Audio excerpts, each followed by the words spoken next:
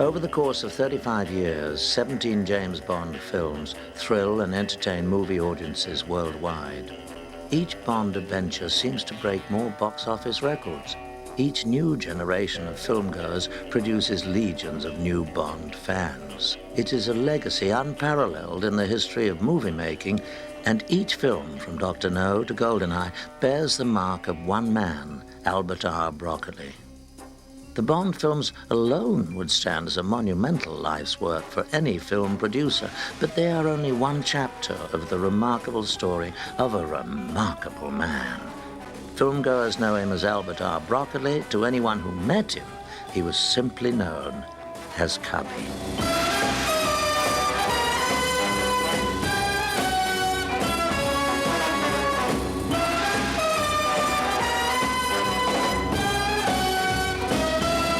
The world of James Bond, of exclusive clubs and elegant surroundings, could not be further removed from the world Cubby Broccoli is born into. Cubby Broccoli's story is the story of the Italian-American experience. It is the story of challenge, hard work, sacrifice, and ultimate success. But most of all, it is the story of the importance of family.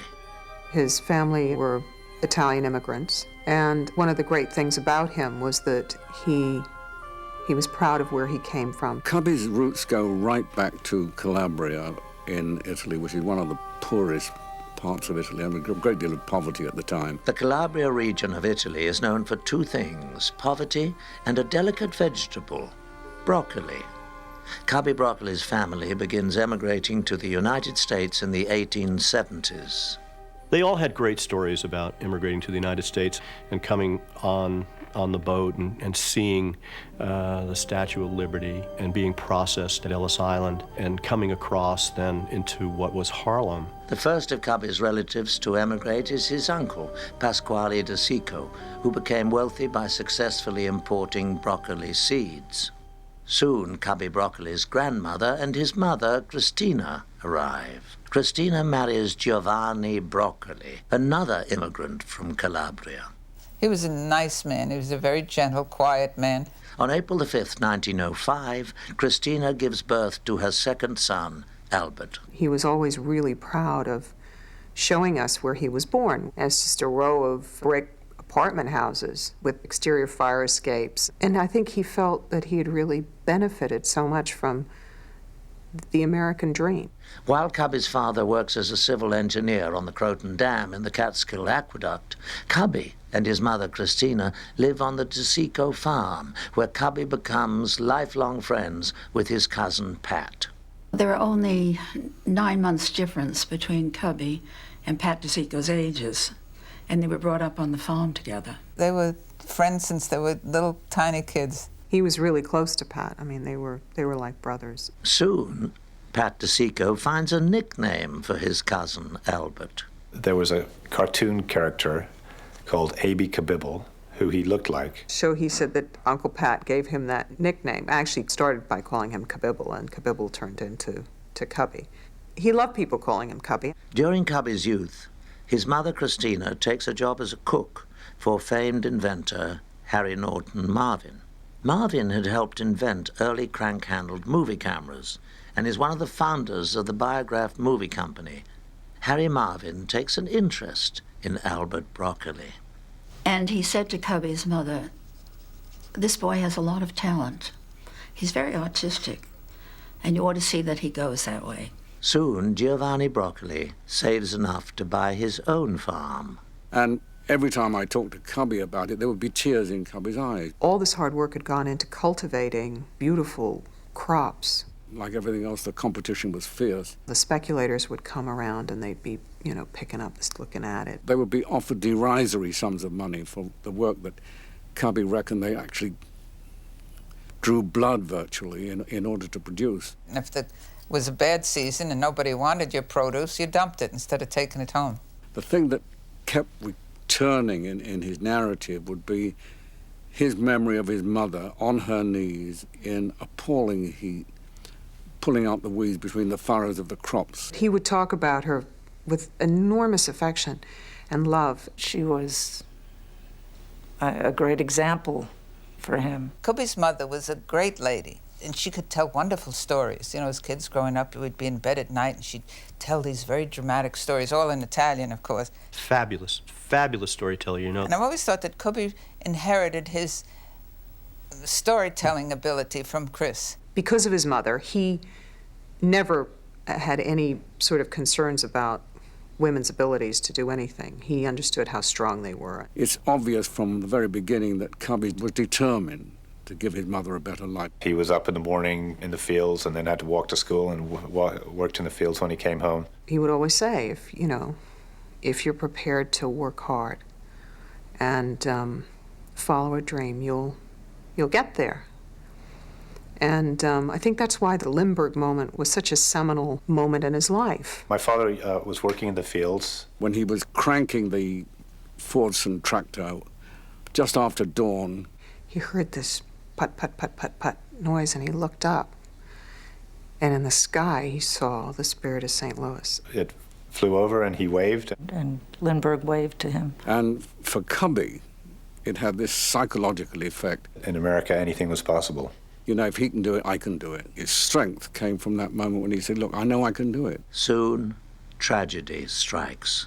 Cubby's father had a massive heart attack after just having this farm for a short time. After his father's death, the family embarks on a new farming venture in Florida. That was in the very, rural part, so to speak, near Lake Okeechobee. This place in Florida was a horrid piece of soil. The swamps were snake-infested and full of problems. And they worked for 2 years getting this soil to a condition where they could plant. After all the hard work, Cubby and his partners watch as their first crop is destroyed by blight, and their second is destroyed by a hurricane. And he lost his shirt down in Florida. Cubby Broccoli returns from Florida certain of only one thing: he does not want to continue to farm. Cubby's family notices he has two skills. He is good with numbers, and he is a great negotiator. Soon, Cubby is asked to work with his cousin. When my grandfather came to the United States, he was a carpenter, and he started a casket company. Jimmy's grandfather started the casket business, but he didn't speak very much English. My grandfather didn't understand the rules of banking. So Cubby said, I'll come and I'll help you. Cubby helped my grandfather build a very successful business in New York. Meanwhile, Cubby's cousin, Pat, is making a name for himself in the society column. Well, Pat was probably the most handsome man who walked the earth. Pat was a bon vivant, a man about town. Uncle Pat was a legend. He was larger than life. Pat DeSico was like the left hand to Cubby being the right hand. And they were a very funny pair. The two of them got together, and it was just kind of like, like music. Soon, though, Cubby's cousin Pat decides to leave New York for Hollywood. Pat DeSico went to Hollywood, and he became an agent. Pat had taken the town by storm. Pat said to Cubby, why don't you leave that creepy business and come to Hollywood? He arrived there, and when Pat invited him into his home, and then there's a ring at the door. The first person who knocked on the door was Cary Grant. And then Randolph Scott dropped by. Cubby just couldn't believe that he had these people as neighbors. The next night, his cousin Pat takes Cubby out on the town. Cubby was waiting for Pat at the bar at the Colony Club. And while he was there, he was twirling a silver dollar. And there was a man nearby who was also twirling a silver dollar. And he turned to Cubby and he said, heads or tails? And Cubby, who had all the instincts of a gambler, said heads. There was no question about that. He wasn't going to play. Cubby lost. They played it again, and Cubby lost again. So the man spun a third dollar, and Cubby said, no, thanks, I've had enough, because $3 at that time was very big money for Cubby. And then Pat arrived, and he said to the man at the counter, oh, I see that you've met my cousin, Cubby Broccoli. And the man at the bar turned to Cubby, and he said, hi, Cubby, my name is Howard Hughes. And that began a friendship between Cubby and Howard Hughes, which lasted their entire lifetime. Despite his newfound connections, Cubby has to find a job. And the job he got was selling beauty supplies in San Francisco. He amused me. He was described in detail the seedy hotel that he had to check into. It was a real low point in his life. A rat would appear on the windowsill of the room. He said, you know, all I had in the world, the only friend I had, the only person I had to talk to was this rat. He met an old chum who said he was going to the races, and would he like to go? And Cubby said yes. He put money on a horse. It was a long shot. And the horse came in. And Cubby won enough money that day to pay his hotel bill and to take him to Los Angeles. And everything changed for him again. He got a job with a very respected jeweler in Beverly Hills. One day he ended up at MGM with a tray of jewelry for a man called Irving Thalberg. And Thalberg made a selection, so he got a chance to meet him. Very elegant, quiet, polite man. He spoke of Thalberg as being one of the most sensitive people he knew. You know, that was a high point sort of in his life. Cubby soon becomes determined to enter the film industry. He speaks to one of Pat DeSico's friends, Joseph Skank, head of 20th Century Fox. Before long, Cubby is working as a third assistant director. Cubby becomes a fixture at the Trocadero Cafe, where he is often seen escorting such beauties as Joan Marsh and Rochelle Hudson. But Cubby marries actress Gloria Blondell. He was always very complimentary about Gloria Blondell.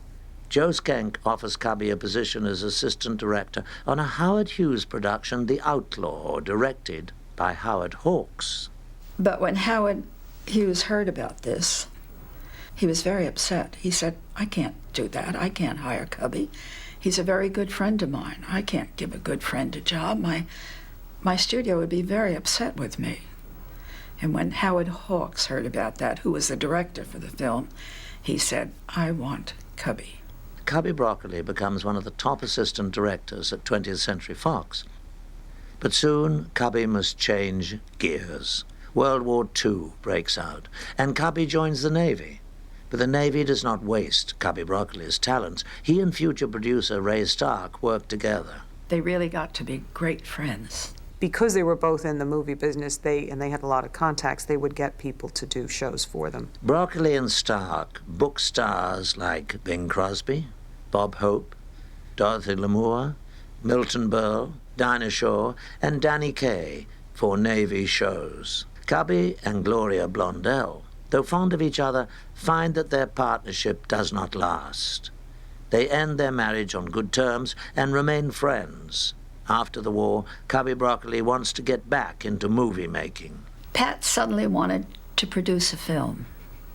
He got some money together, and they did a low-budget picture. Producer-director Irving Allen joins the project.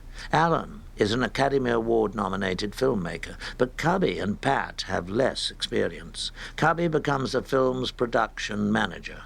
It was an adventure movie. It was kind of big spectacle and high adventure. It didn't go anywhere, and it didn't make any money.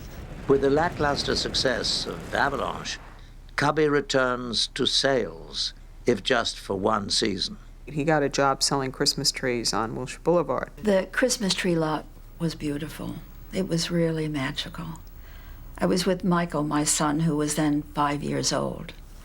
And this very dear man came up to us, and we went through every single tree trying to decide which one Michael wanted. This dear man was so patient. Then we finally picked out the right one. And then this man said, can you put a stand on this? I said, no, I don't think so. And he said, that's all right. I'll put it on for you. And that man was Cubby. And we were not to meet again until 15 years later.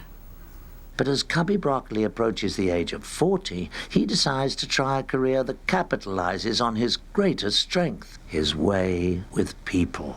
Cubby Broccoli becomes a talent agent and goes to work for Charlie Feldman, head of Famous Artists. Cubby brings famed star Lana Turner to the agency and soon is representing Ava Gardner. He had a couple of clients, and one of them was Robert Wagner. I went to MGM with Cubby, and we got thrown out. We went up to the Thalberg building and went in, and the guy on the desk said, you've been barred from the lot. Cubby said, what? Barred from the lot?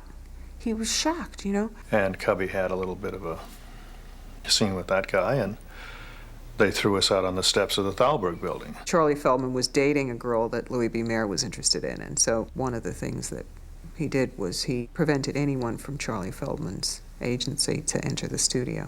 And I thought, well, you know, my career is finished. I've tied up with Cubby Broccoli, and I'm now, in a matter of moments, finished in the industry. All of this stuff would go on, you know, all about girls. Everything was about getting girls. It's unbelievable. While developing careers for actors, Cubby's friendship with Irving Allen grows. When Irving Allen needs help financing his next film, Cubby raises the money from his friend, Howard Hughes. Cubby is also creating another close relationship in his life. He meets Nedra Sanders Clark in Palm Springs. Nedra and Cubby marry in 1951. Both are beginning new lives. Everything was on track and their lives were great and they were very happy. Cubby soon leaves famous artists, and with Irving Allen, he options a book, The Red Beret. They saw an opportunity for American filmmakers to go to England. We had over in this country at the time some of the finest technicians, some of the finest writers, a great reservoir of talent. Cubby and Irving Allen work hard to get the film off the ground. Howard Hughes had given Cubby and Irving pre-production money. With the money, Cubby and Irving Allen hire British writer-director Terence Young to shepherd the development. Now they had to get a top star. And Alan Ladd was #1 box office in America. And they really wanted Alan. And they tried everything until they really gave him a tremendous amount of money. And then suddenly he said yes, he would do it. And they made a 3-picture deal. Once signed, Alan Ladd asked for writer Richard Maybaum to work on the screenplay. But when Hughes backs out at the last minute, Cubby and Irving Allen make a hasty deal with Columbia Pictures. When the deal is finally completed, Irving Allen and Cubby Broccoli meet at Cubby's apartment in New York's Warwick Hotel. They form a company which will change the face of British movies in the 1950s, Warwick. When The Red Beret is released in 1952, it breaks box office records in England, and under the title Paratrooper, it is a huge success in the United States. The movie was a smash in England and America, and they went on to make 2 more films with Alan, which were very, very successful. And when you look at those films, most of them are big, exciting action-adventure films with all the elements that later on worked so incredibly well within the whole James Bond franchise. Cubby had exotic locations in all of his films, beautiful girls, interesting stories, and he brought all of this into the making of the Bond films. Cubby Broccoli and Irving Allen suddenly find they are players. I think of them in terms of being one of the first independents who really sort of put the name independent on the map. Movies took you places that you would never, ever go to, and you met people you would never meet in a million years. He loved that sense of adventure. I think that's why you look at most all of his films are all big adventure films. Soon Warwick is producing 3 to 4 films a year, giving Cubby and Irving unqualified success. For Cubby, it has been a long journey. He would say, it took me a long time to know what I wanted to do. It took me a long time to become successful. Cubby and Nedra have a new life in London, but want to add to their happiness. They decide to start a family. She actually couldn't have children. She was told by the doctor. And so they adopted my brother Tony. And they adopted him before he was born. Truly a gift and a new baby in their lives, and they were very happy. And then she got pregnant. And here I am. She had me. She was an easy lady to get along with. She was a good mother, and everything was fine until this dreadful thing happened to her. She found out she had cancer. We all knew it was terminal. She would never admit it, though. I think she knew, but she would never use the word cancer. She didn't live very long after that, just months. And she died in New York. And that must have been a very, traumatic thing for Dad. He was devastated, of course, and he had the 2 children. So he was, in his late 40s, a widower with 2 little children. While consoling his two children, Cubby receives bad news from his business partner, Irving Allen. He was very interested in the James Bond books, and he wanted to get the film rights, and he had apparently talked to Irving, and Irving was supposed to negotiate or see whether they could get the option to the books. At a meeting with Fleming, Fleming's agent, and Ned McLean, Allen is clearly uninterested. He later tells Cubby that Fleming's books are not even good enough for television. So it didn't work out. And I think he was, he was clearly very disappointed. Poor Cubby went through absolute hell. And I was a little girl, seeing him suffer through this pain. It was just awful. He didn't collapse. He brought his life back together again. Soon Cubby meets a woman who heals his emotional wounds. She was just stunning. Stunningly gorgeous. She modeled in New York City. Dana had been an actress. She acted on the Boston stage, the New York stage, and did a lot of summer stock, and that was where she met her first husband, Lewis Wilson. Lewis Wilson was the original Batman for Columbia Pictures. They married, and they had Michael Wilson, who's my half-brother. Then they got involved in television and movies. I did a few films, and I did a series called Craig Kennedy Detective. And then when my husband went off to war, I decided that I would try writing. And I was fortunate enough to get my very first book published. Being separated with the war for 5 years just changed everything. And when my husband returned, we were two entirely different people. It was inevitable that we would divorce. On New Year's Eve, 1958, Dana Wilson is reintroduced to Cubby Broccoli. A friend of mine invited me to a New Year's Eve party in Las Vegas, and I went. And while I was waiting in the hotel lobby, there was a friend of mine who was with Cubby. They were going to a different party, so we only met for a few minutes. But then 2 days later, we met again in a restaurant in Beverly Hills. Then I had to go off to New York. And the next thing I know is that Cubby arrived in New York and was calling hotels to find out where I was. So we met. And after 2 dates, we really knew that there was something very special between us. They liked each other from the very beginning. They had a whirlwind romance. After dinner one night, when Cubby was dropping me off at the house, he said, suddenly, out of nowhere, "Dana, would you marry me?" It just took my breath away. We'd only known each other for 5 weeks. And I said, well, Cubby, I just didn't know how to answer him. And I said, don't you think it would be better if I came to Europe and I met your children and we would take it from there? He said, that's not what I asked you. I asked you if you would marry me. And I said, yes, Cubby, yes, I will marry you. Cubby has one more person to convince before the wedding. He said, I only have one hurdle now. I've got to see how your son Michael feels about this. Cubby said, I'm planning to marry Dana and want to make sure you were comfortable with that. And I said, well, that's great, but are you sure you know what you're getting into, because she's a very independent-minded woman. And they got along famously, right from the start.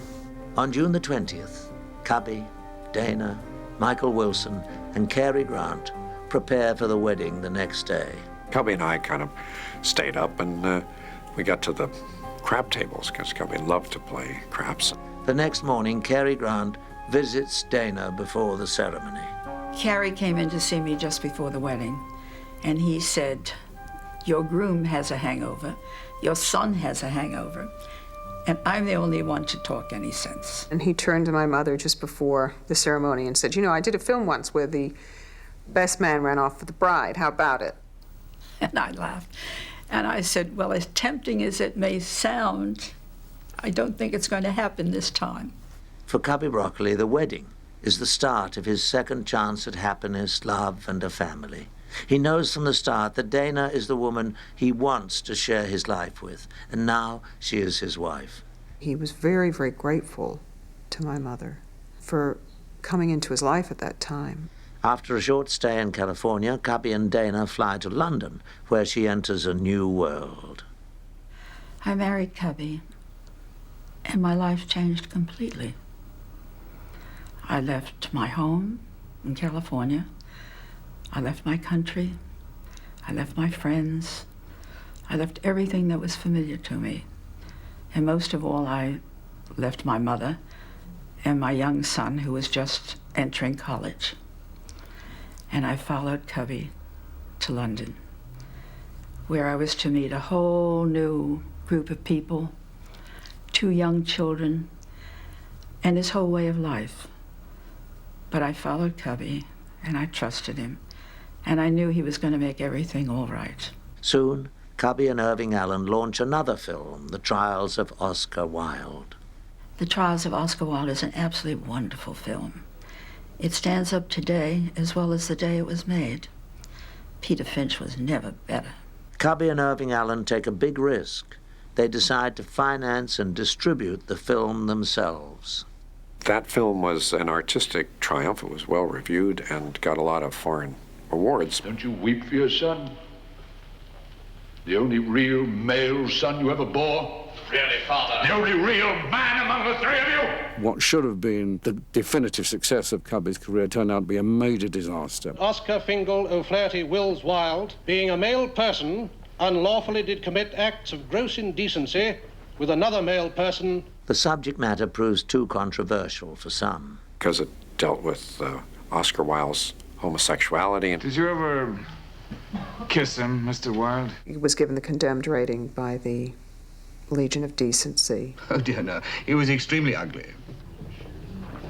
Which meant that it couldn't be advertised, it couldn't go into films, it was on the restrictive list. And what, Mr. Wilde, is the love that dare not speak its name? It couldn't get a general release in America. So very few theaters would play the picture. Mr. Wilde, I'm most dreadfully sorry about this, sir, but I'm afraid we must ask you to leave. It had been opened in New York during Yom Kippur week. The place was virtually empty, and he sat up in the balcony and cried. And it never got its money back. He and Irving Allen put their own money into it, and so it was a tremendous financial setback. Cubby and Irving were very close to bankruptcy. It was the first year we were married. It was a terrible time for Cubby. He lost his money. He didn't know which way to go or what to do. His partnership with Irving had broken up. And he just walked the floor every night. He was in terrible trouble. And I discovered that I was pregnant with Barbara. In June 1960, Cubby and Dana's daughter, Barbara, is born. But for Cubby, the future is uncertain. He spends months trying to get various film projects off the ground. Nothing seems to be coming together. I asked Cubby if there was anything he really wanted to do. And he said yes. I've always wanted to do the Ian Fleming books. When Cubby tells writer Wolf Mankiewicz he wants to produce films of the James Bond novels, Wolf informs Cubby that he knows the man who holds the option, Harry Saltzman. Harry said, I haven't been able to sell this anywhere. And Cubby said, well, I would like to pick up your option. And Harry said, well, I don't want to sell the option. I really want to go into business with you. I know you've been very successful. So together they started a partnership. He'd been through tragedy and a very hard time, and he was bankrupt, and James Bond suddenly came into his life. With the film rights to his dream project in hand, Cubby and his new partner must now find financing. Cubby said, well, we got to go to New York. So we went to New York to meet with Arthur Krim, who was the head of United Artists. An hour later, they have a deal to make the first James Bond film, Dr. No. Cubby was so excited, and he was out with my mother celebrating, and he said, let's drink a toast to James Bond, and terrific and everything. She said, would you have another toast you want to make? And he said, yeah, let's drink to toast to the baby, to Barbara, because I had just had my first birthday. And she said, anything else? He said, oh, no, you know. And she said, well, how about drinking to our anniversary? He called the maitre d' over and he said, "My wife has gone to the ladies' room and I want to have a cake that says Happy Anniversary Dana on it by the time she gets back. Do you understand?" And sure enough, he managed it. He never forgot his anniversary again, that's for sure. James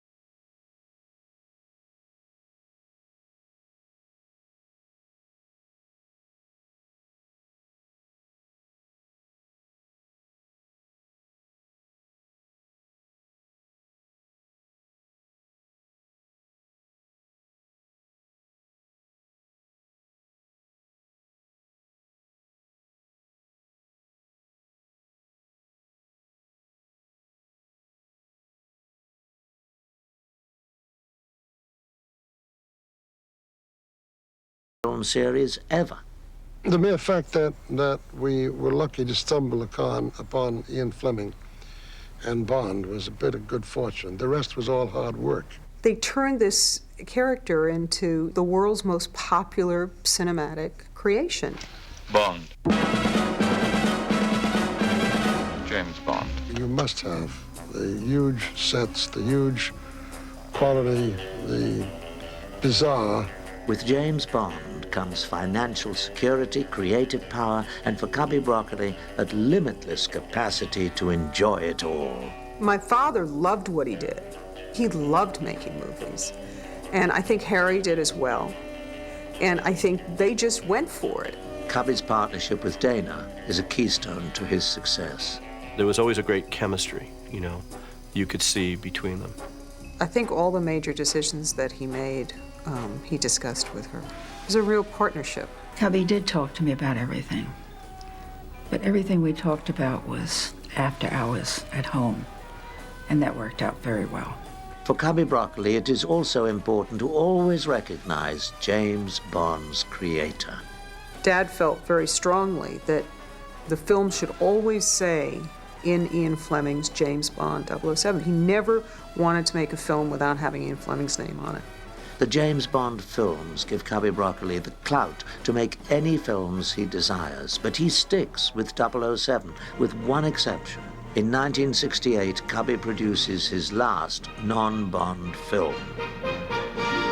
Cubby loved children, and we were very excited about doing a film for children. So when it came to making Chitty Chitty Bang Bang, I think he was just thrilled. You know, I mean, it's a wonderful story, again, written by Ian Fleming. Chitty bang bang, chitty chitty bang bang, chitty bang bang, chitty chitty bang bang, chitty bang bang, chitty chitty bang bang. Oh, you pretty. To bring Fleming's story to life as a musical, Cubby wants the songwriters from Mary Poppins, Richard and Robert Sherman, who happened to be under contract to Walt Disney. We wrote exclusively for Walt Disney, except for the exception of doing Chitty Chitty Bang Bang for Cubby Broccoli. We went outside the studio for that.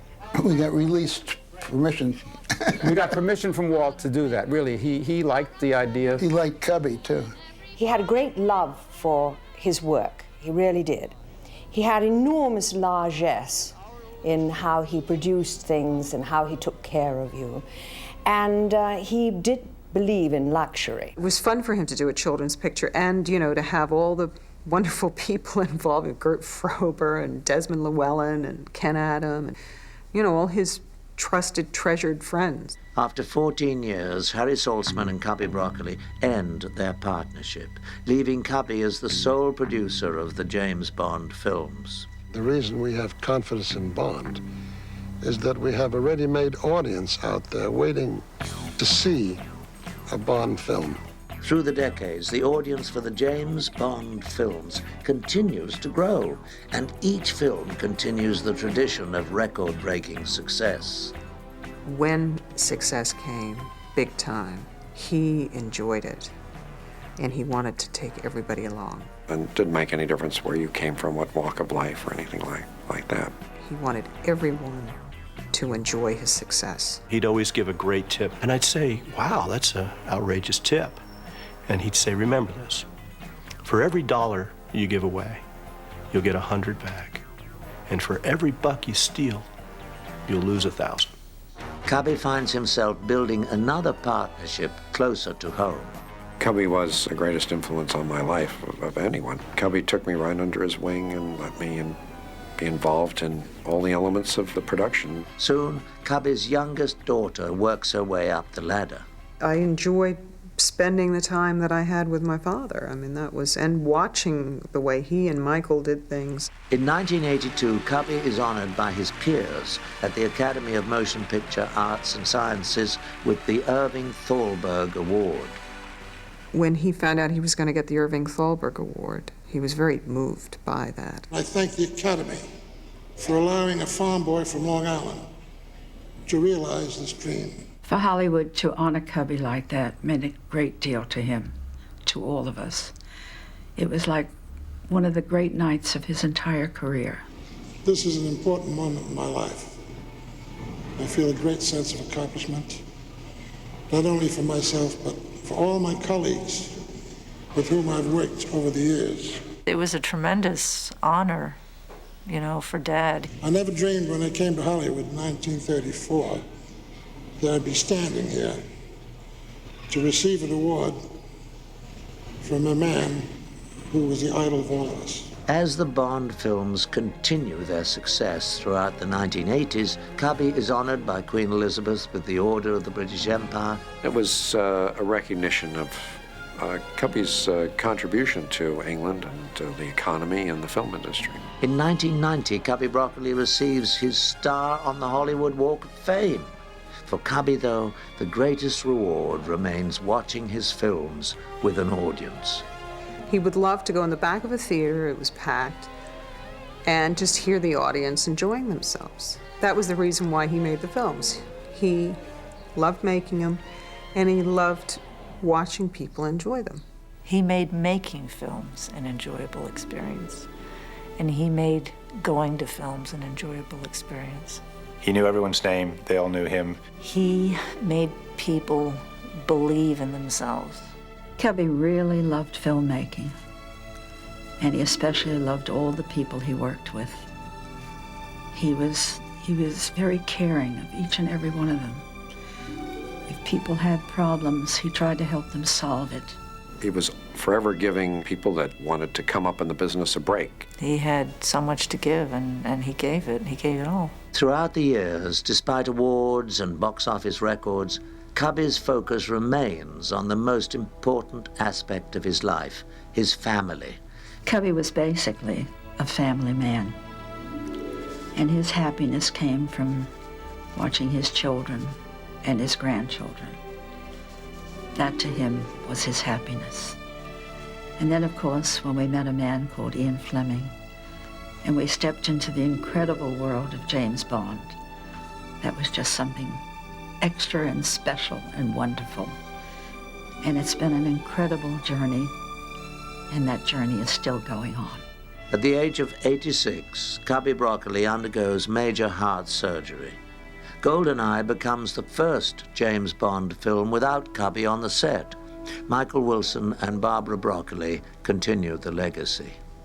I remember one time he said to me, you know, the most important thing is don't let him screw it up. You know, and it sounds like it's a really simple thing, but it was the thing he had done his whole life with Bond, was just not let outside forces screw it up. On June the 27th, 1996, Cubby Broccoli, one of the most successful motion picture producers in history, passes away. Just as Cubby decided no Bond film would be made without Ian Fleming's name, Cubby's family decides no Bond film will be made without the name Albert R. Broccoli.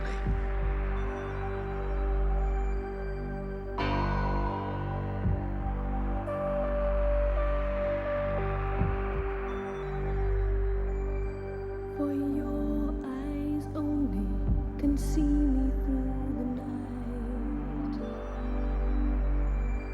For